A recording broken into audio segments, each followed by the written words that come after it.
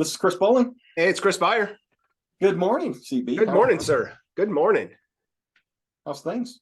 Good. It's good. We've entered a new year. It's 2023. Man, Crazy how fast last year went, but here we are sitting. Where did 2022 go, man? It went too fast, man. Went too fast. So we wanted to talk about employee communication. So we are just off the finish of renewal season. Our HR teams are hopefully taking a much deserved break. Yes. Maybe they're still finishing stuff after the holidays. But when we're talking about communication, I think it's important to set the table for what 2023 is going to look like to help educate employees on their benefits, because we just got through renewal. This is the time to start thinking about it. But you've got a couple of thoughts on that. Yeah, I think what you and I both learned through our careers is, we'd go like heck through open enrollment. We'd do all kinds of, educational meetings, be it virtual or in person.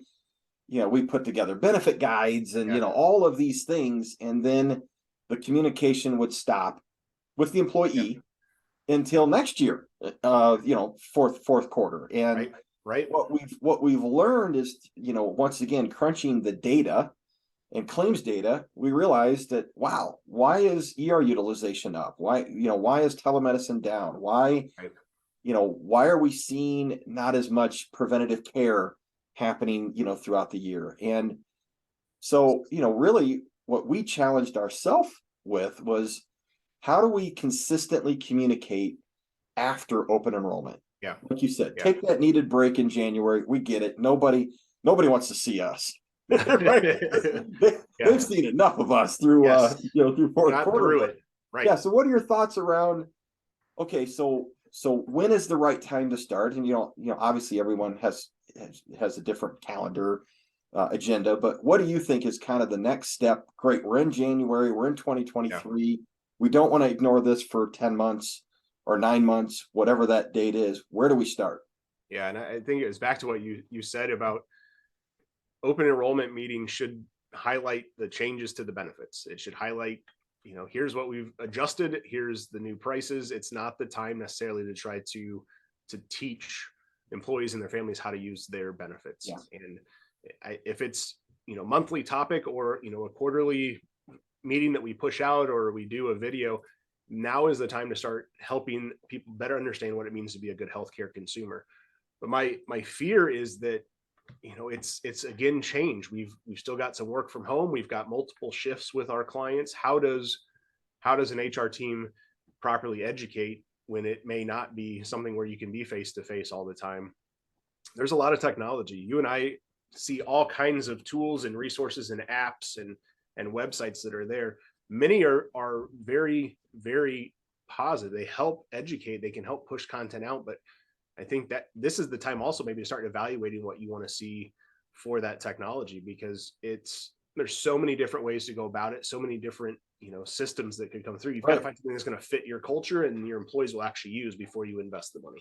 I think stuff gets stale. I mean, we have an app, and I won't say what it is, but we have an app, and I can be honest. I used the heck out of it the first year. I don't even think it's on my phone anymore as an app, because it was like, this is kind of cool. And okay, I can, get some information, from time to time, but I haven't opened it in 2 years. So that's a perfect example where we educated about this new app when it came out during open enrollment. We've done zero follow-up to ourselves and our employees. Therefore, how many people are really using it? Because it was new, it was shiny. Man, everyone loved it the first year. I'd love to know what our utilization is, the open click rate on that app. Now that we've had it for multiple years. And that's just it. If 2023 is that opportunity either to look at new technology or to change the technology you're using, it's got to fit, like you said, for your employees, but it's also got to be something that keeps them engaged, because we have seen our clients invest a ton of money into different systems and tools that don't get the job done and aren't utilized. And it's a waste of resources. So, back to just having conversations and finding ways to be in front of the employee population on a monthly or quarterly basis is a start. I mean, that time and effort to just have a conversation we've seen that pay great dividends. And then let's pair that with some form of technology. Yeah, what I love that you and I focused on last year was during the cold and flu season and COVID season, we really focused that January to March on that. Here are the resources you have. Please don't just go to the ER unless obviously you need to. And it seems like those summer months seems to be a great time to get that preventative care done, right? Get the colonoscopy, get your labs done, get your physical in, right? Well, just because nobody really wants to have a surgery during the summer. And then kind of the fourth quarter we see every year, right, Chris, is that claims go up because now all the big stuff everybody wants to put towards the end of the year because they've met their deductible. Their costs are lower, right? Yeah. So, I mean, just on a very basic level, if you are listening to this and you're trying to figure it out, kind of think about the seasons, right? And then what's fitting within that season that you can help educate your employee about. Hey, our health plan does this, or we've got an EAP, or we've got, whatever it is. But think about the seasons, think about the different times we want care through those seasons, and focus your communication on that. I think that's really good. And then just calendar it out and build that out. And we enjoy having that conversation with our HR teams that want our help with that. Some of them have it down. Yeah. They like, this is what we're going to communicate. We just need you to show up and talk about this piece. And some they don't have any clue yet what to do just because it hadn't been a focus, and we're helping them through that. But I like that. Looking at the seasons as a way to think what's going to be topical at that point in time. So cool. Hopefully that would be helpful. And as we're working through that now, starting in the new year, I know we'll have some conversations coming up with several of our clients. Look forward to it. Thank you, sir. Yep. Enjoy your day. All right, we'll see you, buddy.